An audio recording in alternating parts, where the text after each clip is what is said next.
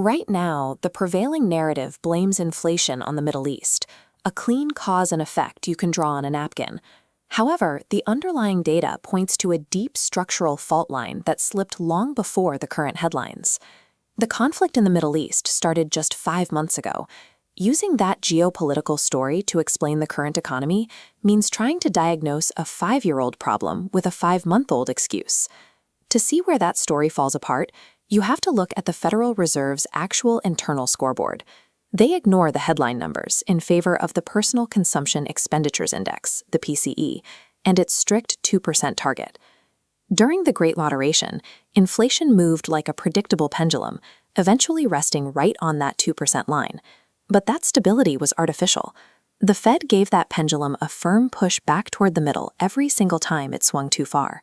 But today, that stabilizing force has completely vanished. The Fed's measure has now missed its target for 63 months in a row, sitting at double the intended rate and continuing to climb. This single number lies at the foundation of every economic decision in the United States, pricing your mortgage, your car loan, and your savings account. The Fed's inability to hit this mark suggests the entity meant to stabilize the economy is losing its grip on the steering wheel. To understand why the Fed is struggling, we have to look at the last time they successfully fought this battle. By the late 70s, inflation was sprinting. It peaked at over 13.5%, a pace that was actively rotting the dollar in your pocket. In 1979, Fed Chair Paul Volcker stepped in and executed a brutal solution. He deliberately triggered 2 back-to-back recessions by driving interest rates up to 20%. He aggressively strangled the money supply until inflation had nothing left to feed on. It was a severe shock to the system, but it worked. Inflation crashed back down under 2%. People look at that playbook today and ask why the Fed can't just run it again. The answer comes down to this ratio. When Volcker took over, the national debt was only a quarter the size of the total economy. Raising rates to 20% was harsh, but the math was clean. The economy absorbed the shock without breaking. That world is gone. Today, the national debt sits around 100% of GDP, a 1-to-1 match with the American economy. Traditionally, raising interest rates acts as an economic brake. Loans get pricier, borrowing slows down, and the economy cools off. But with a debt load this massive, that same action creates a mechanical paradox. When the Fed presses down on the brake today, it simultaneously presses a hidden economic accelerator. Higher rates mean the government pays more interest on the money it already owes. That bill is now running around $1 trillion a year, which is more than the entire military budget. Those interest payments don't just vanish from the economy. That $1 trillion flows straight into the hands of pension funds, banks, and foreign governments holding U.S. bonds.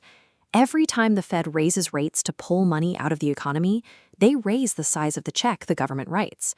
That money is immediately spent, lent out, or reinvested right back into the system at the new higher rate.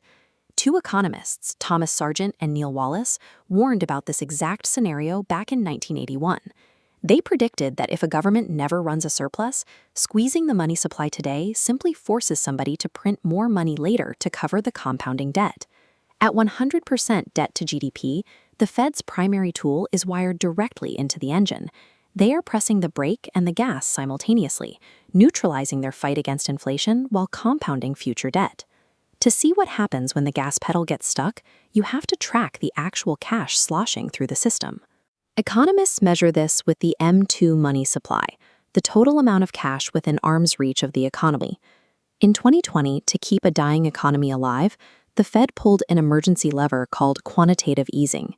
They used money created out of thin air to buy bonds, flooding the system and expanding their balance sheet to nearly $9 trillion. When inflation caught fire in 2022, they panicked and ran the machine in reverse. Through quantitative tightening, they let bonds expire without replacing them, destroying $2.2 trillion and shrinking the money supply. But they couldn't keep draining it. By late 2023, the financial system was starved for the baseline cash it needs to function day to day. The threat of a freeze forced them to turn the engines back on, buying $40 billion in bonds a month to refill the system. The Fed is trapped in an illusion of control. They cannot drain the inflation-causing cash without collapsing the very financial system they are trying to save. The Federal Reserve's monetary policy is only half the equation. The real driver pushing this cycle forward is fiscal policy, the relentless structural spending coming out of Congress. The government's deficit is estimated at $1.4 trillion this fiscal year. We have spent more than we bring in for a quarter of a century straight, and compounding interest is eating increasingly massive chunks of total federal revenue. This behavior persists because of political incentives. Politicians build careers by campaigning on promises and telling people they'll do more. Nobody wins an election by advocating for austerity and promising voters less. Warren Buffett once proposed a 5-minute fix for this exact incentive problem. Pass a law stating that any time the deficit exceeds 3% of GDP, all sitting members of Congress are automatically ineligible for re-election. The Federal Reserve cannot fix this through simple mathematical tweaks. Political survival has turned inflation into a structural trap, one that will relentlessly compound until the system physically reaches its breaking point.